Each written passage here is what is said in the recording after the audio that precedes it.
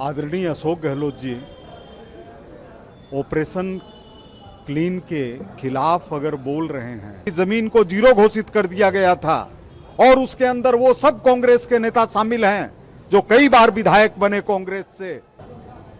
राजस्थान से जुड़े सीमावर्ती क्षेत्रों के 50 गांव खाली हो गए थे।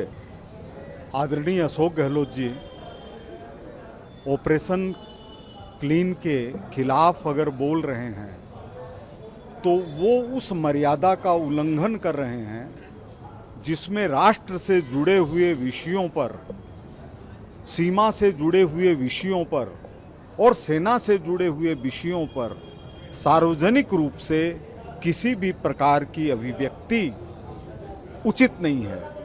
मैं उनको याद दिलाना चाहूँगा कि 1971 के बाद राजस्थान से जुड़े सीमावर्ती क्षेत्रों के 50 गांव खाली हो गए थे। वहां के लोग पाकिस्तान चले गए थे और यहां की जमीन को जीरो घोषित कर दिया गया था और उसके अंदर वो सब कांग्रेस के नेता शामिल हैं जो कई बार विधायक बने कांग्रेस से 71 के बाद भी। तो इस तरह से सीमावर्ती क्षेत्रों के अंदर पार्टी के आधार पर वोट बैंक के लिए जो तस्करी गतिविधियां हैं और जो भारत विरोधी गतिविधियां हैं उनको परोक्ष रूप से प्रश्रय देना किसी भी प्रकार उचित नहीं है। मैं इसकी निंदा करता हूं।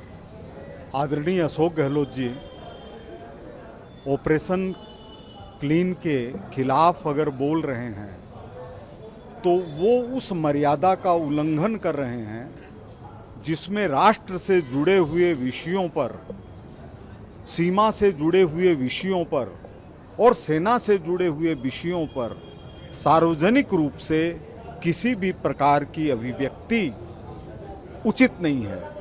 मैं उनको याद दिलाना चाहूँगा कि 1971 के बाद राजस्थान से जुड़े सीमावर्ती क्षेत्रों के 50 गांव खाली हो गए थे।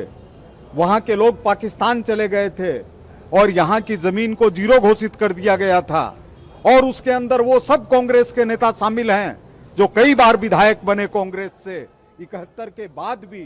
तो इस तरह से सीमावर्ती क्षेत्रों के अंदर पार्टी के आधार पर वोट बैंक के लिए जो तस्करी गतिविधियां हैं और जो भारत विरोधी गतिविधियां हैं उनको परोक्ष रूप से प्रश्रय देना किसी भी प्रकार उचित नहीं है। मैं इसकी निंदा करता हूं। गहलोत साहब को सोचना चाहिए इस विषय पर।